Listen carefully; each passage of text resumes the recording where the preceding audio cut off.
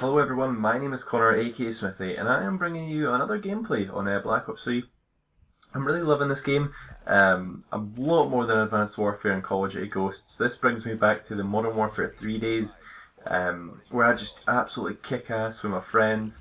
Unfortunately my friends aren't joining me on this game because they don't really like Call of Duty anymore, but I think Marcus is getting it on Christmas, so it's going to be good.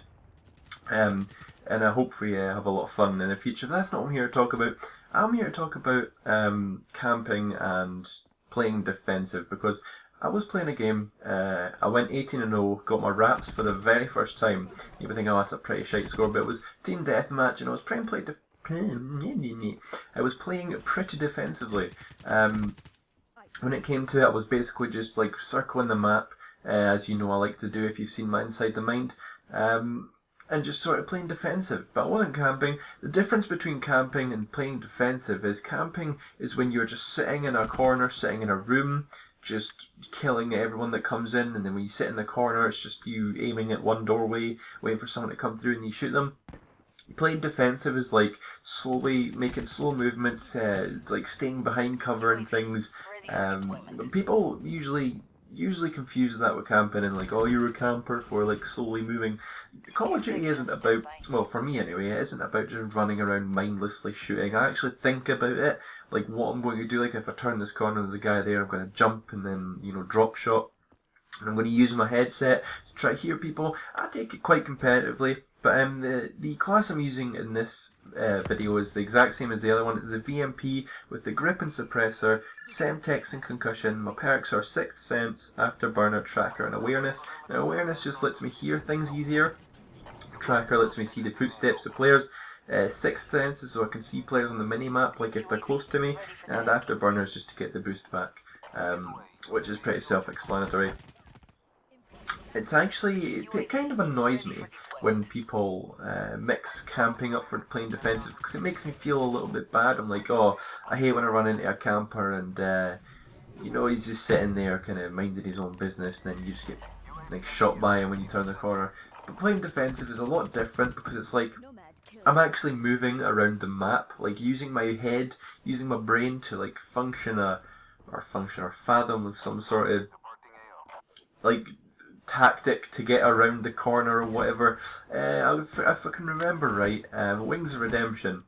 A lot of you might know him from like Painkiller already, or whatever. But about 5 years ago, 4 to 5 years ago, he uploaded a video on how to tackle Wasteland on Modern Warfare 2, and it was turning the corners.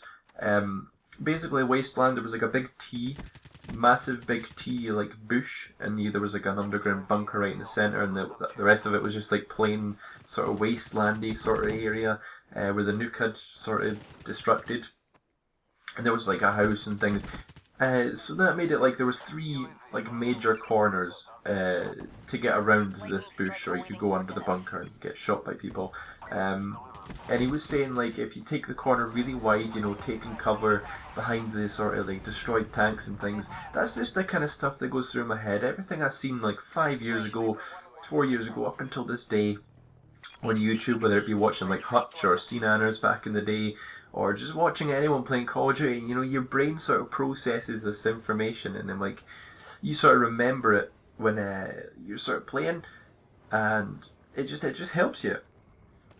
Now I'm going to go a little bit off topic here, a little off topic from Call of Duty anyway.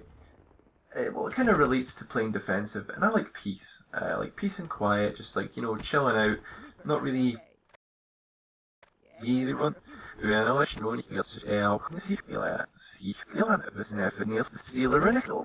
kind of relates to playing defensive, and I like peace. Like peace and quiet, just like, chilling out,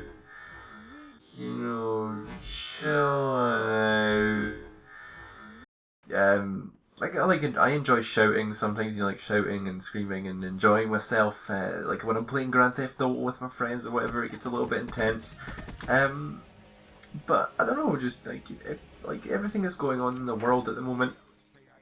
If you've been watching the news, especially if you live in Britain, David Cameron decided, yep, let's go bomb Syria now.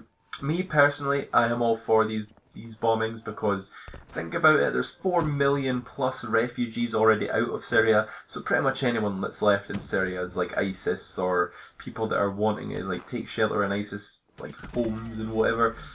So basically, if you're at ISIS, if your safe haven is an ISIS training camp, then you might want to leave because our bombs are going to strike.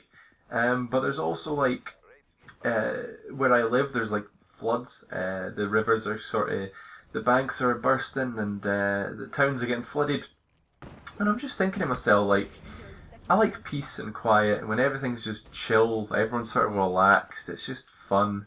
I don't know, just like, sort of nature. Say if you're taking a walk through the woods, this is going to sound a little bit not manly, but if you're taking a walk through the woods and you just enjoy like the sounds of like birds and stuff. Not that I've ever done that, but I can just imagine doing that. That's probably a little bit hypocritical or whatever. But yeah, I don't know.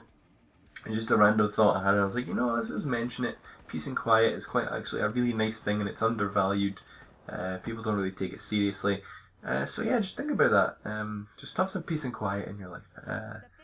And yeah, I'll see you in the next one. Take care. Leave a like, comment, and subscribe, and I'll see you in the next video.